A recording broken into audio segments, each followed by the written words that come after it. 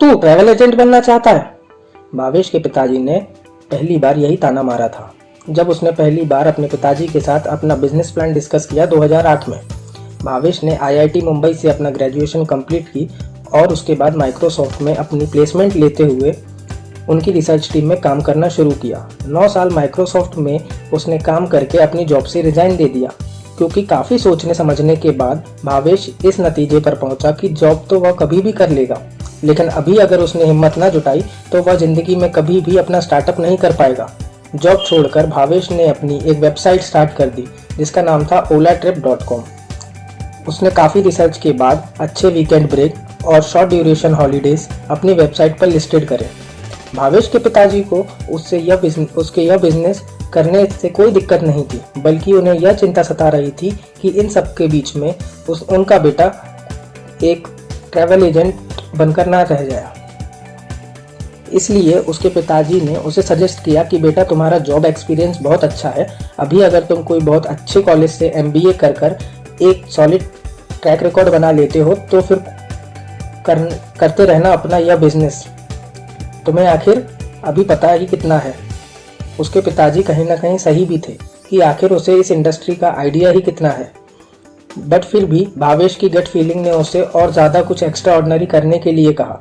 जब ओला trip website पर उसे कोई रिस्पॉन्स नहीं मिला तो वह 2010 में कॉमनवेल्थ गेम्स के स्टेडियम के बाहर पहुंच गया और लोगों के बीच में पॉम्पलेट बांटने लगा कि शायद वहीं से उसे कुछ क्लाइंट मिल जाए। लेकिन सुबह से शाम हो गई, वह अपने कोई भी एक पैकेज को सेल नहीं कर पाया। फिर एक दिन क्या हुआ, जब उसने बेंगलुरु से बांदीपुर जाने के लिए जो कार रेंट करी हुई थी तो उसके ड्राइवर ने आधे रास्ते में जाकर कार रोक दी और उससे पैसे के लिए मोलभाव करने लगा। जब भावेश ने उसे कुछ भी एक्स्ट्रा देने से इनकार कर दिया तब ड्राइवर ने उसे बीच रोड पर ही उतार दिया और वहां से चला गया। पूरे दिन भावेश यही सोचता रहा कि भारत में बिना जान पहचान के किसी को भी एक डिसेंट कार सर्विस मिलना कितना मुश्किल काम है। कुछ दिन बाद जब वह अपने एक क्लाइंट को कोई हॉलीडे पैकेज बेचने में लगा हुआ था, तब एकदम से उसकी क्लाइंट ने उसे कहा, नैनीताल जाना है यार, गाड़ी दिला दे।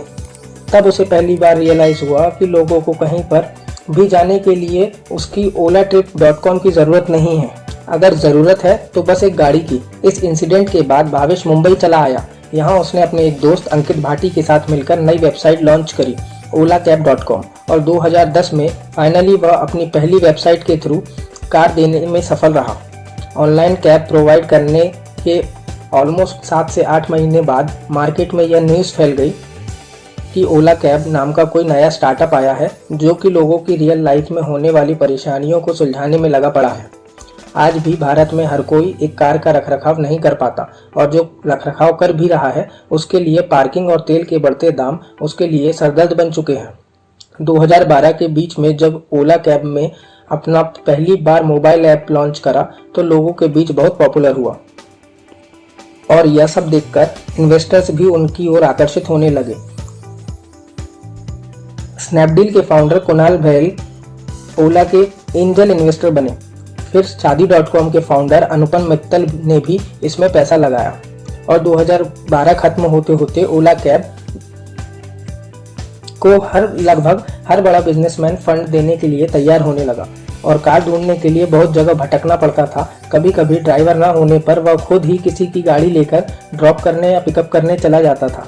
एक छोटे से कमरे में शुरू करे हुए एक स्टार्टअप को आज पूरे भारत में पहुंचा देना अपने आप में ही बहुत चैलेंजिंग काम है। भावेश आज की डेट में इतना कामयाब होने के बावजूद खुद के लिए कोई भी निजी कार नहीं रखी हुई है। वह दिन में 3 से 4 बार एक कस्टमर के तौर पर अपनी ही कंपनी से कार बुक करता है, पैसे देते हैं और ड्राइवर का फीडबैक भी देता है। इतनी मेहनत और संघर्ष के बाद आज ओला कंपनी को हर कोई इंसान पहचानता है और आप सभी ने कभी ना कभी ज़िंदगी में ओला कैब का इस्तेमाल ज़रूर किया होगा। तो यह थी ओला कंपनी बनने की पूरी कहानी। यह कहानी आपको कैसी लगी कमेंट सेक्शन में कमेंट कर बताना और अभी तक आपने हमारा चैनल सब्सक्राइब नहीं किया है तो सब्सक्राइब कर बेल आइकन प्रेस करें, क्योंकि ऐसी ही इंटरेस्टिंग कहानी हम आपके लिए हमेशा लेकर आते रहते हैं और जिससे उसका आपको नोटिफिकेशन मिलता रहे। तो मिलते हैं अगले वीडियो में, तब तक के लिए जय हिंद।